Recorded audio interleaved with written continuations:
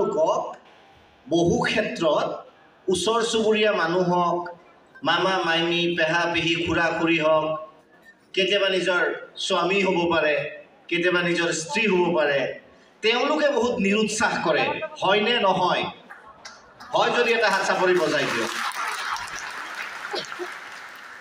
আমি যেতিয়া কিবা এটা কাম কৰিবলৈ আগবাঢ়ি যাওঁ যদি আমাক মানুহে নিগেটিভ কমেন্ট কৰি থাকে আমাৰো মনত এটা আলস্য ভাৱৰ জন্ম হয় নৰিম নেকি এনেকুৱা ভাৱ এটা আহি যায় না যায় অলপ জোৰে ক'ব লাগে যায় না যায় মই দেখিছো ইয়াৰ পিছত লাঞ্চ আছে গতিকে যিমান চিঞৰিব হজম হ'ব আগৰখিনি বেছিকৈ খাব পাৰিব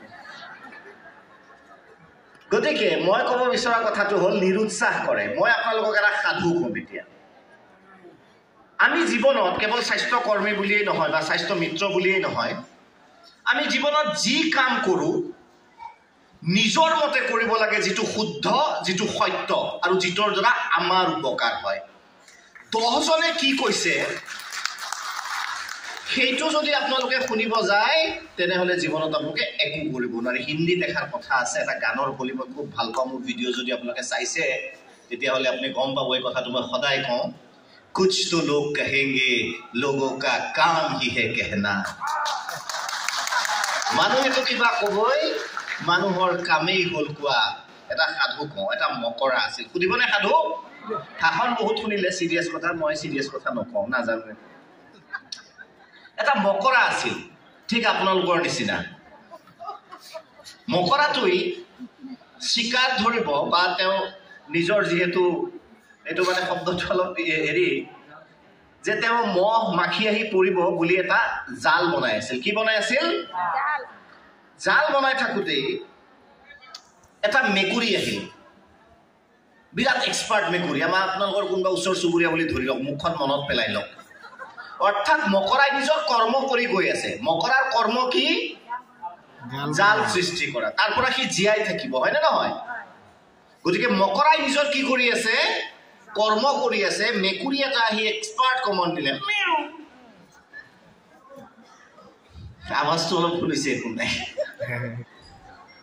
মেকুৰীয়ে এটা মেয়াও বুলি কৈ আহি কাম বন নাই মেকুৰী পেহি কিছুমান মানুহে ফাল্টু কাম বন নাথাকে ঘৰতে কি কৈছা আজিকালি স্বাস্থ্য কৰ্মী কি লাভ হয় তেনেকুৱা ধৰণৰ সোধে নুসুধে কাম বন নোহোৱা মানুহ বহুত থাকে আৰু ফ্ৰীতে উপদেশ দিয়ে বিৰাট উপদেশ কেইটা গোটে পেকিং কৰি আৰু পঠাই দিব বাইদেউ লগ ঘূৰাই কৰ বেলেগত দিব আচ্ছা যিয়ে নহওক গতিকে সেই মকৰাটোৱে নিজৰ কৰ্মব্যস্ততাত যেতিয়া আছিল মেকুৰী আহি ক'লে মকৰা ভাই কি খবৰ বোলে আছো কাম কৰি আছো কি বেকাৰ কাম কৰি আছা এইগিলা একো লাভ নাই এইগিলা বন্ধ হৈ যাব কয়নে নকয় কেতিয়াবা এইগিলা বন্ধ হৈ যাব এইগিলা একো লাভ নাই মকৰাটোৱে অলপ চিধা চাধা মানুহ আছিল আপোনালোকৰ দুই এজনৰ নিচিনা সকলোৰে নিচিনা নহয় এইলে মেকুৰীয়ে তো মোক আহি মিছা কথা নকয় মেকুৰীয়ে মোক ভাল বুদ্ধিয়ে দিছে মেকুৰীয়ে ক'লে যে এই ৰুমটোত মাখি মহ একো নাই তুমি বেকাৰ এই জাল সৃষ্টি কৰিছা সময় নষ্ট কৰিছা এনাৰ্জি নষ্ট কৰিছা তোমাৰ জীৱনত একো উন্নতি নহয় এইটো এৰি দিয়া যেহেতু মকৰাটো খুব শান্ত আছিল তেওঁ ভাবিলে মেকুৰীয়ে ঠিক কথা কৈছে এই মোৰ মনৰ বান্ধৱী এই বুলি কৈ জাল সৃষ্টি কৰা এৰি দিলে আৰু মেকুৰী যে একদম শান্ত মাত ধৰছি একদম বাই সঁচা কথা কৈছা নকৰো দে আজিৰ বিলাক গ'ল ভাবিলে মই খিৰিকীৰ কাষত যাই জালটো বনাব লাগিব মই আমি কৰ্তব্য কৰিব লাগিব জীৱন নিৰ্বাহৰ বাবে কৰিব লাগিব নাই গৈ খিৰিকীৰ কাষত জাল তৈয়াৰ কৰিলে খিৰিকীৰ কাষত আধা জল তৈয়াৰ হৈছে যথেষ্ট কষ্ট কৰিছে যেনেকৈ আপোনালোকে কৰে প্ৰাথমিকভাৱে যথেষ্ট কষ্ট কৰিছে এইবাৰ বাহিৰৰ পৰা কাউৰী আহিল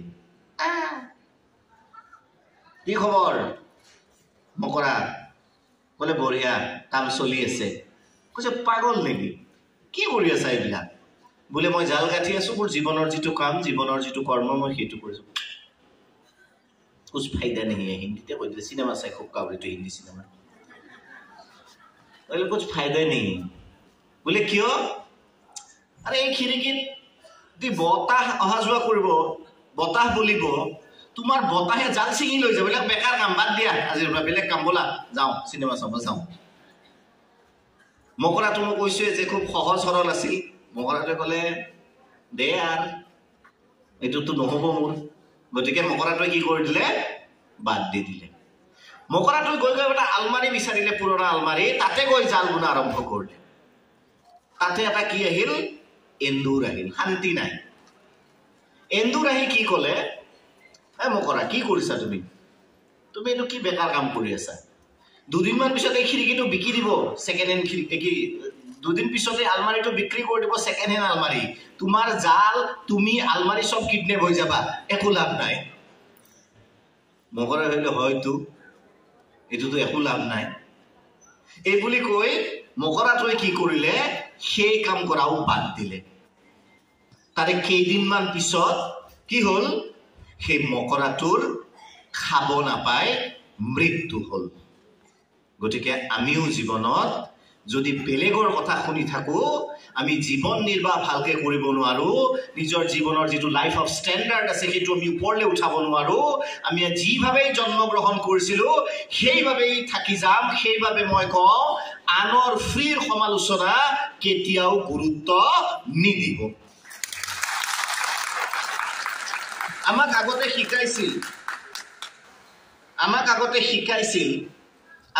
শিকাইছিল এখন কাণেৰে শুনি অলাগতিয়াল কথাবিলাক আনখন কাণেৰে উলিয়াই দিব লাগে। মই কওঁ একদম ভুল কথা শিকাইছিল।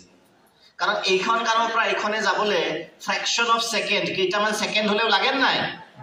গতিকে মই কওঁ কোনোবাই অলাগতিয়াল কথা ক'লে কাণত হেডফোন লগাই থ'ব লাগে, এখন কাণেদিও শুনিব নালাগে।